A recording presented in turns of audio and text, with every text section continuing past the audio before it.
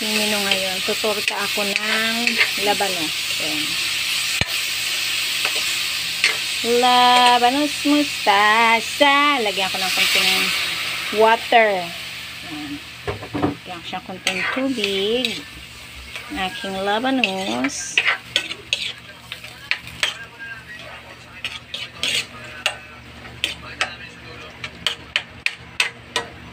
Hindi ko alam kung anong torta ito, bakit may tubig. Tapos, lalagyan ko siya ng itlog. Ayan. O, diba? Para-paraan, laman ng ulam, laman ng tiyan. Kasi, ang mga alaga, kung nagluto sila ng kanilang, ano ulam nyo? Wala na, ubos na. Nagluto sila ng hotdog sisig daw. Ako, ayaw ko.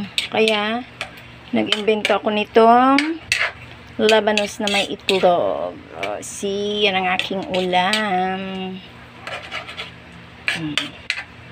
Ulam na pang mayaman yan. Ano kayo? Ayan. Okay, bye-bye.